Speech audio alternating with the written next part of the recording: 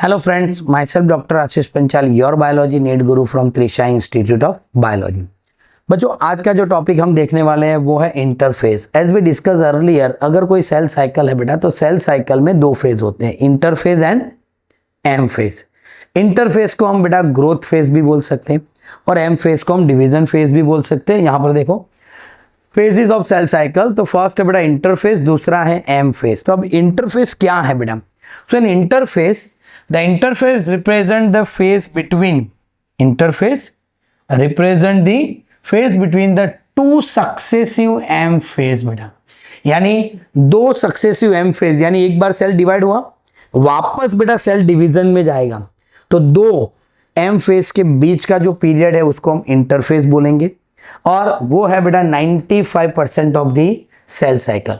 It also called the resting phase बेटा भी उसको बोलते हैं, during which the cell is preparing for the division by undergoing the both cell growth and DNA replication in an orderly manner।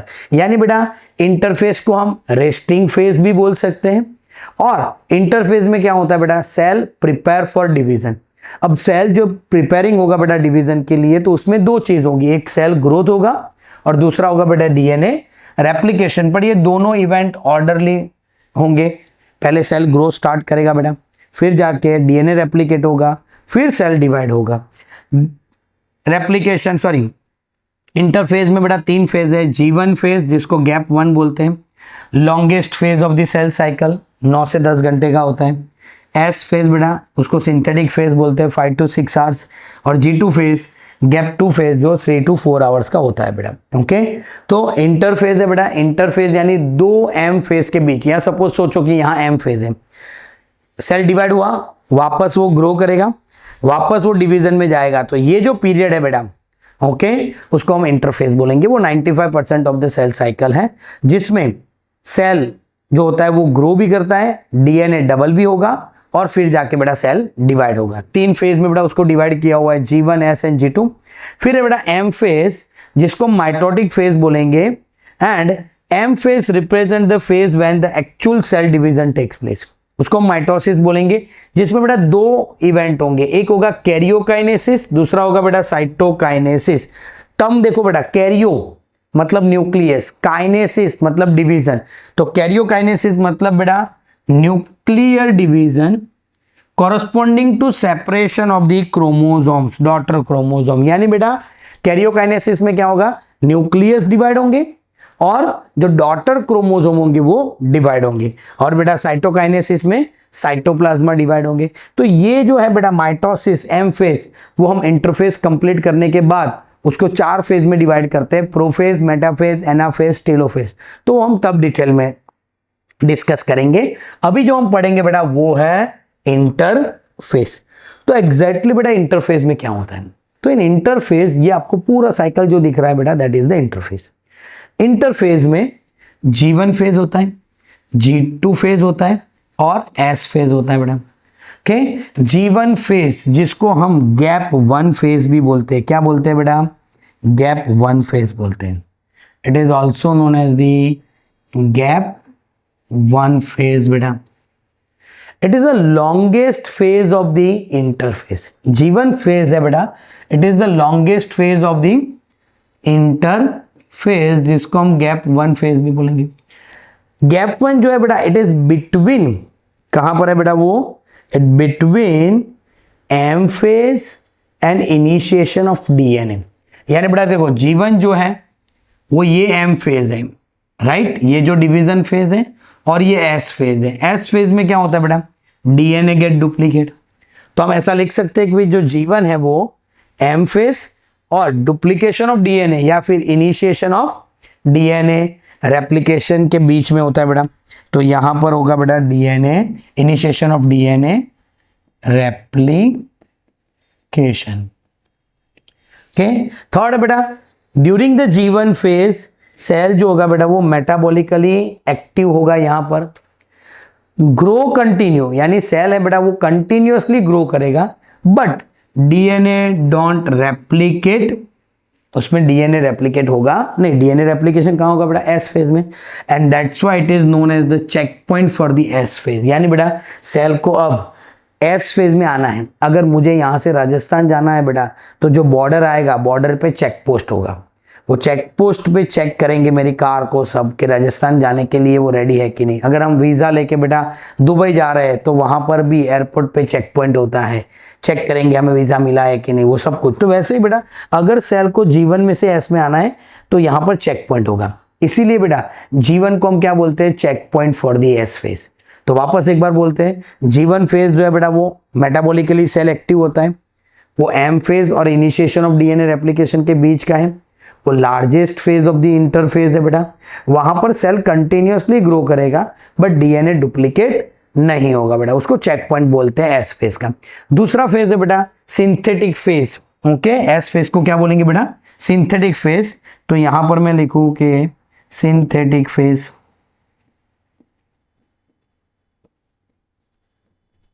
Okay. तो synthetic phase में क्या होगा बेटा, डीएनए गेट डुप्लीकेट, यहां पर क्या होगा बेटा, DNA get duplicate but number of chromosome remain same. यानी बेटा यहां पर डीएनए डबल होगा पर number of chromosome remain same. In animal cell centrosomes get duplicate in the cytoplasm. यानी बेटा जो डीएनए डुप्लीकेशन होगा वो न्यूक्लियस में होगा। The duplication of DNA takes place in the nucleus. DNA replication जो होगा बेटा वो कहाँ होगा, न्यूक्लियस में होगा। और जो बेटा सेंट्रोसोम, सेंट्रियोल्स एनिमल में होता है, वो डुप्लीकेशन कहाँ होगा बेटा, साइटोप्लाज्मा में। अब यहां पर मैं आपको एक चीज बताना चाहता हूं कि बेटा कि यहां पर नंबर ऑफ डीएनए डुप्लीकेट हो रहा है, नंबर ऑफ डीएनए डबल हो रहा है, क्रोमोसोम नहीं। उसका मतलब मैं यहां पर अगर ये जीवन फेज है बेटा, सेल यहां पर है, सोच लो ये सेल है, ओके। इसके अंदर मैं ये बना लिया, ओके। रुको,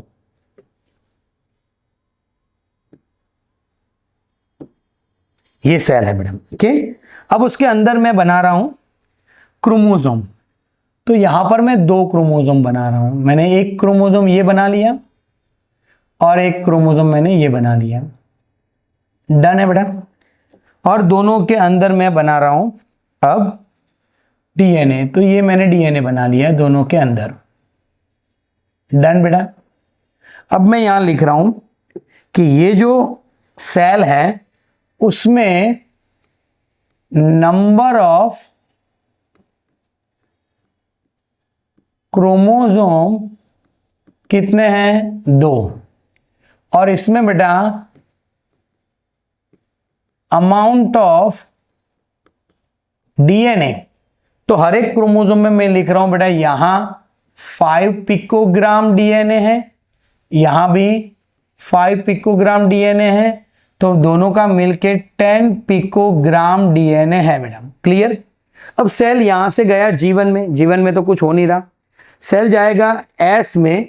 तो एस में अब क्या होगा, एस में आप देखो कि सेल ग्रो करेगा थोड़ा, यानी सेल थोड़ा बड़ा हो गया। फिर बेटा उसके अंदर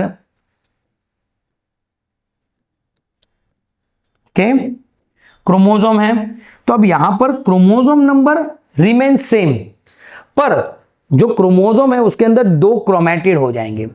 क्रोमोसोम नंबर रिमेन सेम पर क्रोमैटिड हो जाएंगे। उसका मतलब बेटा मैं यहां पर बनाऊं तो आपको ऐसे दिखेगा, ये एक क्रोमोसोम और ये दूसरा क्रोमोसोम। यहां पर क्या था बेटा, क्रोमैटिड भी एक था, क्रोमोसोम भी एक था। यहां पर हर एक क्रोमोसोम के पास 2 क्रोमैटिड होंगे और उसको जोड़ता हुआ बीच में क्या होगा बेटा, सेंट्रोमियर होगा। क्या होगा बेटा, सेंट्रोमियर। अब क्या होगा बेटा, दोनों में amount of DNA get double, यानी यहां पर 5 पिकोग्राम डीएनए होगा, यहां पर भी 5 पिकोग्राम डीएनए होगा, यहां पर भी 5 पिकोग्राम डीएनए होगा और यहां पर भी 5 पिकोग्राम डीएनए होगा। उसका मतलब बेटा आपको मैं बताऊं कि यहां पर 5 पिकोग्राम डीएनए, यहां पर भी 5 पिकोग्राम डीएनए, यहां पर भी 5 पिकोग्राम डीएनए, यहां पर भी 5 पिकोग्राम डीएनए। मतलब ये फेज में क्या होगा बेटा, यहां पर एग्जैक्टली नंबर, ये नहीं हो बेटा, ये मैं अलग कर रहा हूं, नंबर ऑफ क्रोमोसोम जो होंगे बेटा वो कितने हैं, 2, और अमाउंट ऑफ जो डीएनए होगा बेटा यहां पर वो हो जाएगा डबल। मीन्स यहां कितना हो गया बेटा, टोटल 20 पिकोग्राम डीएनए। तो ये जो द लाइन है बेटा, DNA get duplicate but the number of chromosome remain same. तो ये चीज आपको याद रखनी है कि बेटा यहां पर जब इंटरफेस होगा तो नंबर ऑफ क्रोमोसोम सेम रहेंगे के, पर उसका जो डीएनए कंटेंट होगा वो डबल हो जाएगा बेटा। फिर हम जाते हैं बेटा G2 फेज में। G2 फेज को हम क्या बोलेंगे, गैप 2 फेज भी बोलेंगे बेटा। और गैप 2 फेज में क्या होगा, the cell prepare for division, RNA and protein, particularly बेटा ट्यूबुलिन प्रोटीन यहां पर क्या होगा बेटा, सिंथेसाइज होगा। एक और चीज मैं आपको बताना चाहता हूं बेटा कि यहां पर भी प्रोटीन सिंथेसिस होता ही है, मैं लिख भी देता हूं, यहां पर भी प्रोटीन सिंथेसिस होगा, पर यहां जो प्रोटीन सिंथेसिस होगा, प्रोटीन, ये टेक्स्ट बुक में नहीं है बेटा, नीट के लिए आपको हेल्प करेगा, प्रोटीन सिंथेसिस होगा। और पर्टिकुलरली मैं लिखूं तो हिस्टोन प्रोटीन जो डीएनए रैप करने में हेल्प करता है, और जितने भी प्रोटीन बेटा डीएनए रेप्लिकेशन में हेल्प करेंगे वो सारे के सारे यहां सिंथेसाइज होंगे। और यहां पर बेटा ट्यूबुलिन प्रोटीन सिंथेसाइज होगा। Check point for the M phase, क्योंकि यहां से अभी सेल को कहां जाना है बेटा, एम फेज में जाना है, इसलिए उसको check point for the M phase बोलते हैं। तो ये 3 फेज हो गए, G1, S और G2। कई बार बेटा बहुत सारे हमारे बॉडी में ऐसे भी सेल है, जैसे हार्ट सेल है, नर्व सेल है, वो डिवाइड नहीं होते, मैच्योरेशन के बाद वो डिवाइड नहीं होते, तो वो कहां चले जाते हैं बेटा, वो G0 फेज में चले जाते हैं। मतलब बेटा वो G1 फेज से बाहर निकल जाएंगे, उसको बेटा हम क्वेश्चन फेज बोलते हैं। क्या बोलते हैं, क्वेश्चन फेज या फिर G0 फेज भी बोलते हैं। और यहां पर क्या होगा बेटा, यहां पर हार्ट सेल में ऐसा होगा, सेल मेटाबॉलिकली एक्टिव होगा but do not gate proliferated unless required, यानी जब तक बेटा जरूरत नहीं होगी बेटा वो सेल डिवीजन में नहीं जाएंगे, अनलेस, ओके, मतलब जब सेल डिवीजन की रिक्वायरमेंट है the cell is again enter into the cell cycle, वो सेल वापस सेल साइकिल में आ जाएगा।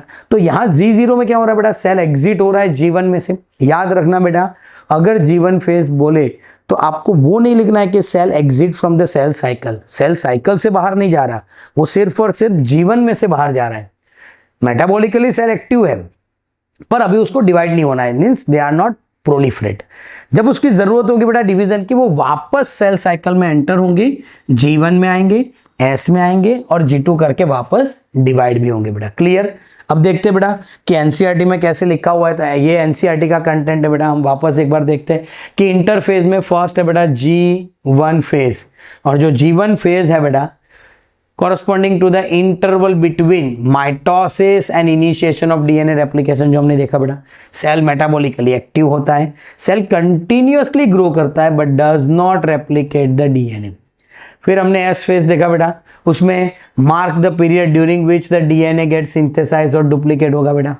Amount of DNA per cell double हो जाएंगे, means the initial amount of DNA is 2C, then increase to 4C। However no, यहां देखना बेटा, no increase in the chromosome number, यहां इंक्रीज नहीं हो रहे, सिर्फ और सिर्फ अमाउंट ऑफ डीएनए डबल हो रहा है। Means if the cell had diploid number of chromosome after division it remains same, diploid number chromosome ही होंगी। But in animal cell during the S phase DNA replication begin in the nucleus। DNA replicate कहाँ हो रहा है बेटा, nucleus में, पर साथ में सेंट्रियोल्स भी डुप्लीकेट होंगे बेटा, और वो कहाँ होंगे बेटा, साइटोप्लाज्मा में। During this phase the cell is continuously grow। G2 phase है बेटा, protein are synthesized in preparation for mitosis। यहाँ पर प्रोटीन सिंथेसिस होंगे, पर्टिकुलरली मैंने लिखा बेटा ट्यूबुलिन प्रोटीन, जो स्पिंडल फाइबर बनाते हैं क्रोमोसोम को सेपरेट करने के लिए। अब आपको दिक्कत होगा बेटा ये स्पिंडल फाइबर क्या है, पर इसके आगे जो टॉपिक आ रहा है बेटा माइटोसिस, उसमें मैं आपको बताऊंगा बेटा स्पिंडल फाइबर कैसे क्रोमोसोम सेपरेशन में हेल्प करते हैं। Some cell in adult animal do not appear to exhibit the cell division. बहुत सारे बेटा एडल्ट सेल ऐसे होते हैं जो सेल डिवीजन अपीयर नहीं करते, जैसे कि heart cell, and many other cell divide only occasionally as needed to replace the cell. यानी बेटा बहुत सारे ऐसे भी सेल है जो जरूरत है तब डिवाइड होते हैं, कंटिन्यूअसली डिवाइडिंग नहीं है। Have to loss because of the injury और सेल डेथ। यानी बेटा कई बार ऐसा होता है कि स्किन पे आपको खरोच आ गई, ऐसे में अगर ऐसे भी कर रहा हूँ तो बहुत सारे सेल ऐसे होंगे जो ऊपर की सरफेस से चले जाएंगे, वेयर एंड टेयर ऑर्गन में जो होते हैं। तो जहाँ पर सेल रिप्लेसमेंट की ज़रूरत है वहाँ कंटिन्यूअसली सेल डिवाइड होता है, पर जहाँ कंटिन्यूअसली डिवीजन नहीं है बेटा और जब ज़रूरत पड़े तब डिवीजन करना है, तब क्या होगा, तब बेटा this sales do not divide further, वो फर्दर डिवीजन साइकिल में नहीं जाएंगे, वो एग्जिट कर देंगे बेटा G1 फेज में से and enter inactive stage called the quiescent stage. G0 phase बेटा उसको बोलेंगे, इनएक्टिव स्टेज है, सेल इनएक्टिव नहीं है, याद रखना बेटा, सेल इज मेटाबॉलिकली एक्टिव पर ये स्टेज इनएक्टिव है। In this stage cell remain metabolically active, याद रखना बेटा ये इनएक्टिव स्टेज है, यहाँ पर सेल जो है मेटाबॉलिकली एक्टिव है। कई बार बच्चे मिस्टेक कर देते हैं, यहाँ पर उनको लगता है कि सेल भी इनएक्टिव होगा, पर सेल इनएक्टिव नहीं है बेटा। But no longer proliferate, proliferate का मतलब है बेटा डिवीजन, तो यहाँ पर अभी सेल डिवाइड नहीं होगा unless call on the so depending on the requirement, यानी जब तक रिक्वायरमेंट नहीं होगा बेटा वो डिवाइड होगा नहीं। ये हो गया बेटा हमारा इंटरफेस। यहाँ पर टेक्स्ट बुक में दो और पैरा लिखा हुआ है, in animal mitotic cell divide only seen in the diploid cell, ऐसा लिखा हुआ है। माइटोटिक एनिमल में ओनली डिप्लॉयड सोमेटिक सेल में ही होता है। क्यों ऐसा लिखा है? सोमेटिक सेल मतलब बेटा except germ cells, germ cells के अलावा हमारी बॉडी में जितने भी सेल है वो सबको सब हम सोमेटिक सेल बोलते हैं, यानी स्पर्म और एग के अलावा सबको हम सोमेटिक सेल बोलते हैं। However there are few exceptional haploid cell dividing by mitosis. किस में बेटा? मेल हनी बी में। मेल हनी बी एक ऐसा इंसेक्ट है जिसमें मेल जो होगा बेटा हैप्लॉयड है, फीमेल जो होगा बेटा डिप्लॉयड है, उसमें ऐसा होता है। इसको हम डिटेल में बेटा 12th में पढ़ेंगे। अभी आप सिर्फ इतना याद रखो कि हैप्लॉयड सेल में भी माइटोसिस होता है, ऐसा नहीं है कि सिर्फ और सिर्फ डिप्लॉयड सेल में ही माइटोसिस हो बेटा। क्लियर? तो ये हो गया बेटा हमारा इंटरफेस। अब इंटरफेस के ये टॉपिक के बेस पे एनसीईआरटी टेक्स्ट बुक में क्वेश्चन डाला हुआ है कि root onion, root tip cell है बेटा, उसमें 16 क्रोमोसोम है। यानी मैं यहां पर लिखूं कि ऑनियन रूट टिप सेल में कितने क्रोमोसोम हैं? 16 क्रोमोसोम है। क्वेश्चन ये है बेटा, can you tell how many chromosome will the cell have at G1 phase after S phase and M phase? Simple है बेटा, अगर G1 फेज में 16 क्रोमोसोम है तो आफ्टर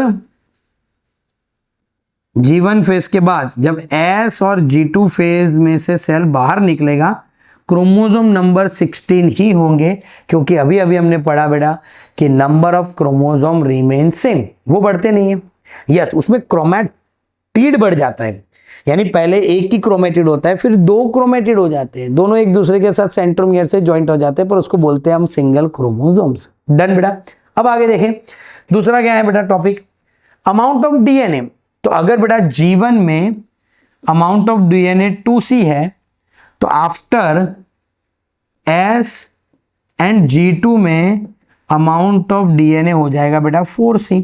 यानी यहां पर अगर 10 पिकोग्राम है तो यहां पर हो जाएगा 20 पिकोग्राम, यहां पर भी हो जाएगा बेटा 20 पिकोग्राम। ओके, वो भी मैंने बेटा आपको डायग्राम के बेसिस पे यहां पर आपको मैंने बताया कि यहां पर 10 पिकोग्राम 5 है, तो यहां पर 5 टोटल कितना हो जाएगा बेटा? 20 पिकोग्राम डीएनए हो जाएगा। क्लियर बेटा? अगर बेटा आपको हमारे ये वीडियो पसंद आ रहा है तो प्लीज़ हमारे चैनल को लाइक कीजिए, सब्सक्राइब कीजिए और बेल आइकॉन को प्रेस करना मत भूलिए। और अगर बेटा आपको कोई भी डाउट है तो आप हमारे चैनल में कमेंट बॉक्स में लिखिए ताकि हम आपके सारे डाउट सॉल्व कर सकें। Thank you, have a good day.